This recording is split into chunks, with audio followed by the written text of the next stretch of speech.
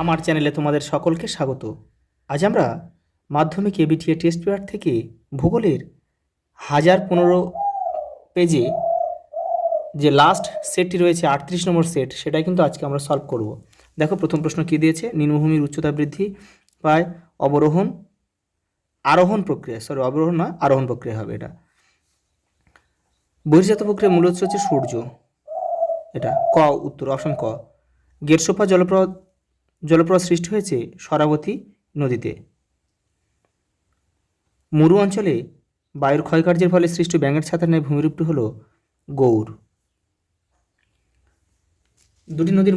দুটি নদী অববাহিকার মধ্যবর্তী উচ্চভূমিকে বলে জলবিভাজিকা। অর্ধচন্দ্রাকৃতি বালিয়াড়িগুলির নাম হচ্ছে বারখান বা তির্যক বালিয়াড়ি। ভারতের সর্বাধিক বৃষ্টিপাতযুক্ত উপকূল হচ্ছে মালাবার উপকূল। ভারতের দীর্ঘতম সেচ খাল হচ্ছে সারদা খাল, আর যদি বৃহত্তম হতো তাহলে কিন্তু ইন্দিরা খাল হতো। পরেটা দেখো, ভোরঘাট ফাঁকটি অবস্থিত পশ্চিমঘাট পর্বতে। ভারত ও আফগানিস্তানের সীমারেখার নাম হচ্ছে ডুরাল লাইন। ভারত চীন হচ্ছে ম্যাকমোহন লাইন অরুণাচল প্রদেশের দিকে। ভারত পাকিস্তান হচ্ছে র্যাডক্লিফ লাইন, আর লাইন অফ কন্ট্রোল হচ্ছে এলওসি পাক অধিকৃত কাশ্মীর, আর ভারতীয় যে কাশ্মীর রয়েছে সেটা। উত্তর ভারতের ম্যানচেস্টার হচ্ছে কানপুর, আর দক্ষিণ ভারতের ম্যানচেস্টার কাকে বলে? কোয়েম্বাটুরকে বলে। দক্ষিণ ভারতের প্রধান নদী গোদাবরী। দক্ষিণ ভারতের গঙ্গা নামে পরিচিত, আর দক্ষিণ ভারতের পবিত্র নদী কিন্তু কাবেরী। মেট্রো রেল ভারতের যে রাজ্যে প্রথম স্থাপিত হয় সেটা হচ্ছে পশ্চিমবঙ্গ, কলকাতা, 1984 খ্রিস্টাব্দে। ভারতের সর্বাধিক জনঘনত্বপূর্ণ রাজ্য হচ্ছে বিহার। দেখো শুদ্ধ অশুদ্ধ দিয়েছে, দেখো ঠিক যেমন নির্দেশ দেবে তেমনভাবে তোমাদের কিন্তু করতে হবে। শুদ্ধ হলে সু লিখবে, অশুদ্ধ হলে অ লিখবে।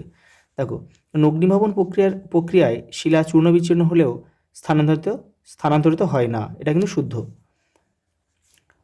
সমুদ্র উপকূল সংলগ্ন আংশিক জলপূর্ণ গিরিখাতকে বলে ক্যানিয়ন, এটা কিন্তু অশুদ্ধ। এটা যদি ফিয়র্ড হতো তাহলে কিন্তু সত্য হতো।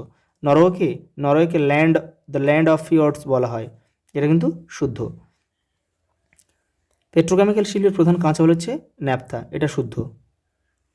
কার্পাস শিল্পের জন্য সবচেয়ে উপযুক্ত হলো লবণাক্ত মৃত্তিকা, এটা অশুদ্ধ। এটা হচ্ছে রেগুর মৃত্তিকা বা কৃষ্ণ মৃত্তিকা হলে সঠিক হতো বাক্যটা। 1 লক্ষাধিক লোকের বসবাসকারী শহরকে বলা হয় নগর, এটা শুদ্ধ। পরেটা দেখো, ভারতের বৃহত্তম হিমবাহ হলো সিয়াচেন, কারাকোরাম পর্বতের সিয়াচেন গ্লেসিয়ার। মন্থকূপ গড়ে ওঠে নদীর উচ্চ গতিতে। নিরক্ষীয় অঞ্চলে পরিচলন বৃষ্টিপাত হয়। তুলো চাষের জন্য প্রসিদ্ধ রেগুর মৃত্তিকা। ভারতের উচ্চতম জলপ্রপাত হলো কুঞ্চিকল, ভারাহি নদীর ওপর কর্ণাটকে অবস্থিত। কিন্তু পূর্ব ভারতের প্রধান বন্দর হচ্ছে কলকাতা।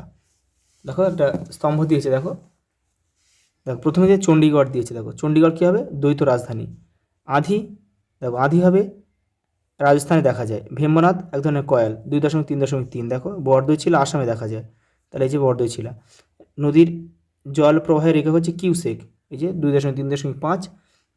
আর স্যাডাল পিক হচ্ছে আন্দামানের উচ্চতম শৃঙ্গ, আন্দামান নিকোবরের 2.3.6। দেখো এরপরে কী দিয়েছে? এসসিকিউ দিয়েছে কটা, দেখো প্রথম প্রশ্ন দেখো, প্রপাতকূপ নদীর কোন গতিতে দেখা যায়? উচ্চ গতিতে। অথবা দিয়েছে দেখো, গ্র্যান্ড ক্যানিয়ন কোন নদীতে সৃষ্টি হয়েছে? কলোরাডো নদীতে। দেখো নদীর উচ্চগতির প্রধান কাজ কি? ক্ষয় কাজ করা। অথবা দেখো আরবি শিপ কথার অর্থ হচ্ছে তলোয়ার। সোনালী চতুর্ভুজের 4টি নগর কী কী? দেখো কলকাতা, দিল্লি, মুম্বাই, চেন্নাই। অথবা ভারতের পূর্ব উপকূলের বৃহত্তম উপহ্রদটির নাম হচ্ছে চিল্কা, উড়িষ্যায় অবস্থিত। তাল শব্দটির অর্থ হচ্ছে হ্রদ। অথবা ভারতের একটি পশ্চিমবাহী নদীর নাম হচ্ছে নর্মদা, তাপ্তি। দেখো ম্যাপ পয়েন্টিং কিন্তু আমি তোমাদের এই সেটের করাচ্ছি না, তোমাদের এর আগে কিন্তু 30টা সেট তোমাদের যে দিয়েছি তার প্রত্যেকটা আলাদা আলাদা করে ম্যাপ পয়েন্টিং দেওয়া আছে। তাছাড়াও আমি তোমাদেরকে এই 30টা সেট একটা ভিডিওর মাধ্যমে 30টা ম্যাপ পয়েন্টিং আমি করিয়ে দিয়েছি। 5 থেকে 6 মিনিটের একটা ভিডিও দেখে নিয়ে প্লে লিস্টে রয়েছে সব। আর ওই 30টা সেট করলেই তোমাদের কিন্তু সব কমন চলে আসবে। দেখো তোমাদের কিন্তু এই 38টা সেট আমি কমপ্লিট করে দিলাম।